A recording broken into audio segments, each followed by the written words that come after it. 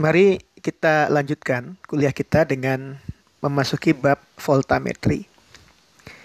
Jadi kalau kita lihat dari namanya, metode voltametri ini ya berdasarkan pada pengukuran potensial volt dan ampere, ya itu arus secara simultan. Jadi metode voltametri ini dasarnya elektrolisis. Ya, jadi selnya adalah sel elektrolisis. Bedanya dengan kulometri, ya. Kalau pada kulometri analit itu dielektrolisis secara sempurna, pada metode voltametri analit dielektrolisis jumlahnya sangat kecil. Ya. Konsekuensinya apa?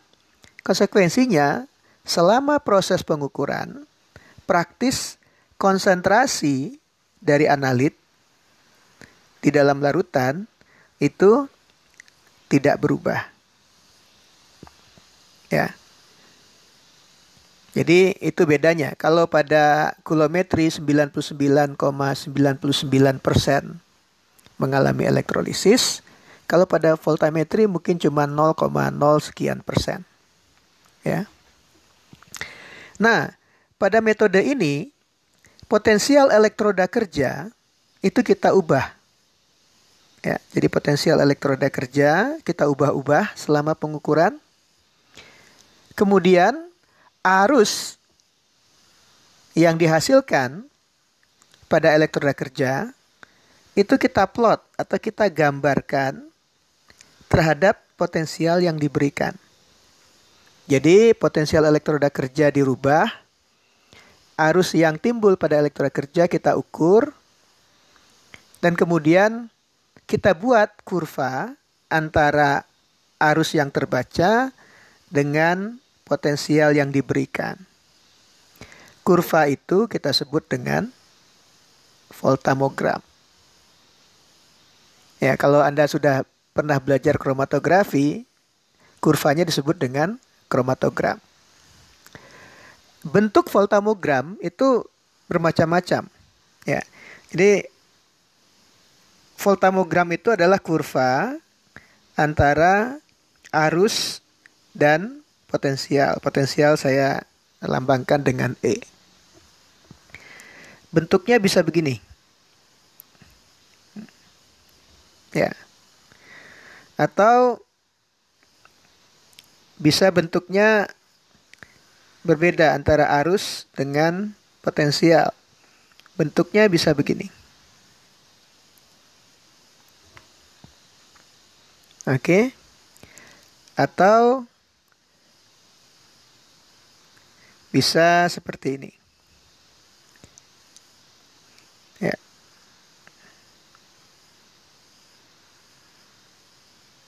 Nah, jadi ini adalah 3 tipikal bentuk voltamogram pada pengukuran secara voltametri. Lalu sel voltametri itu seperti apa? Ya.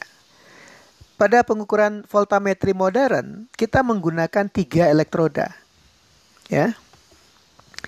Yaitu elektroda kerja, ya, elektroda kerja, working electrode, ya, sering disingkat dengan WE. Elektroda pembanding,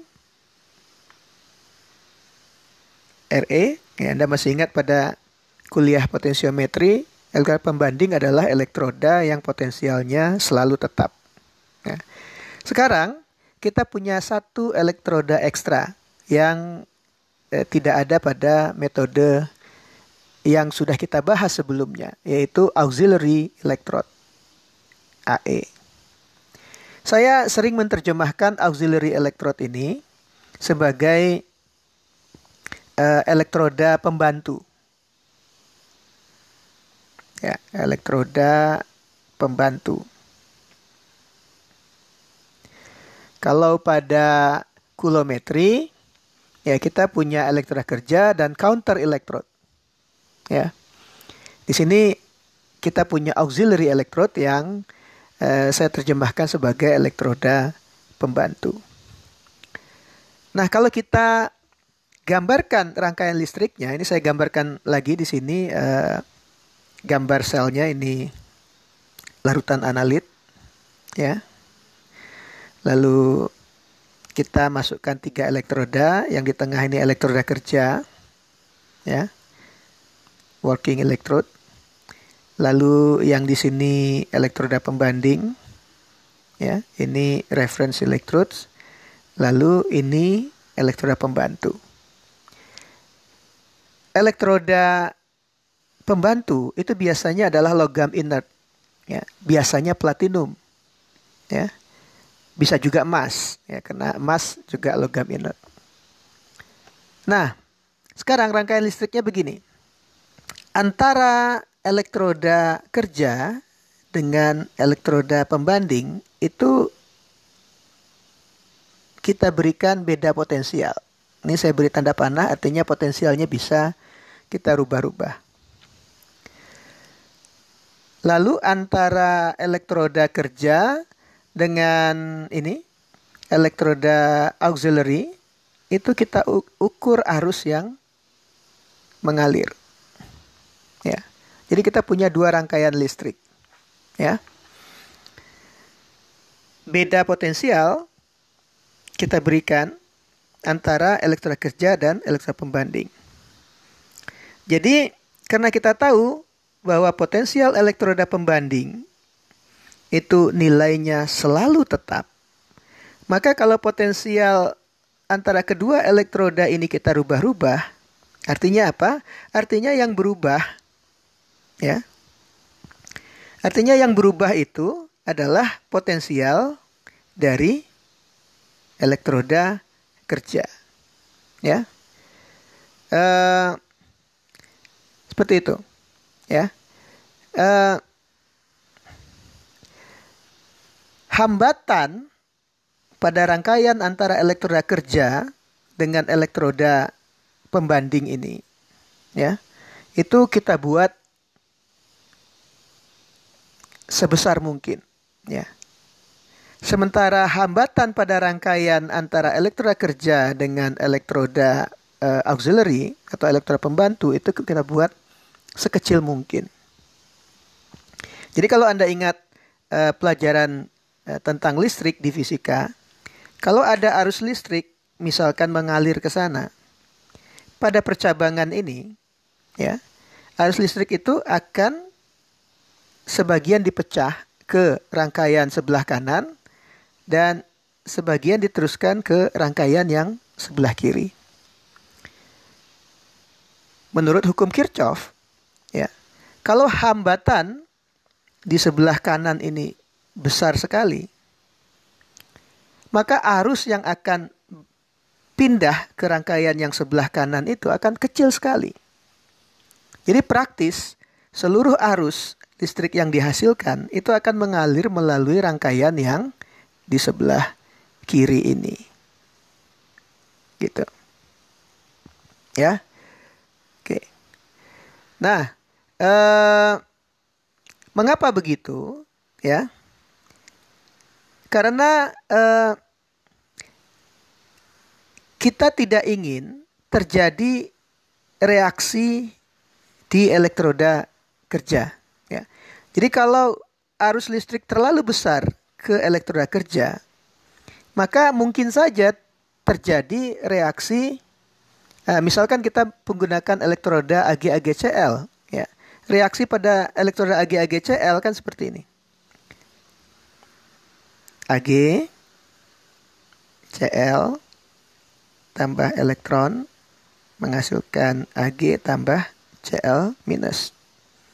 Potensial elektroda Ag-Ag-Cl bergantung pada konsentrasi Cl minus. Jadi kalau kita berikan arus listrik terlalu besar, maka jumlah Cl minus itu akan berubah secara signifikan. Akibatnya apa? Akibatnya potensial elektroda pembanding ini akan berubah. Padahal kita inginkan potensial elektroda pembanding selalu tetap. Ya. Jadi itu alasannya mengapa pada rangkaian yang di sebelah kanan ini hambatannya kita buat sebesar mungkin. Supaya arus yang mengalir ke sini sekecil mungkin. Nah, sehingga seluruh arus yang dihasilkan pada elektroda kerja praktis mengalir ke rangkaian sebelah kiri. Besar arusnya itulah yang kemudian kita ukur, lalu kita gambarkan kurva antara potensial yang kita berikan dengan arus yang kita ukur. Ya. Jadi itu prinsip dasar voltametri. Nah, pada sel yang di sini ya ada tabung untuk mengalirkan gas N2. Nah, mengapa ini perlu? Di dalam beberapa kasus ya ini perlu dilakukan. Kenapa? Karena di dalam air selalu ada oksigen terlarut. Dan oksigen itu bisa direduksi. Ya. Jadi kalau ada oksigen di dalam larutan analit kita, maka kalau kita melakukan reduksi, pada potensial tertentu oksigen akan tereduksi. Jadi dia akan menghasilkan arus juga. Sehingga kalau analit kita memiliki potensial reduksi yang mirip dengan oksigen, maka arus yang kita baca nanti bukan hanya arus yang berasal dari analit kita, tetapi juga arus yang berasal dari oksigen. Oleh karena itu, oksigen perlu dihilangkan. Ya. Tidak dalam seluruh kasus pengukuran, tetapi hanya pada kasus-kasus tertentu saja. Ya. Dialirkan biasanya misalkan 5 menit. Ya. Jadi kalau nitrogen dialirkan ke sini, ya, oksigennya akan keluar. Ya. Kemudian setelah kita anggap semua oksigen terlarutnya hilang, kemudian aliran kita pindahkan ke sebelah sini. Ya. Akibatnya apa? Akibatnya di atas larutan itu akan jenuh dengan nitrogen. Itu akan mencegah oksigen yang ada di atas larutan untuk larut kembali ke dalam larutan yang kita ukur. Ya. Jadi teknis pengukuran secara voltametri seperti itu.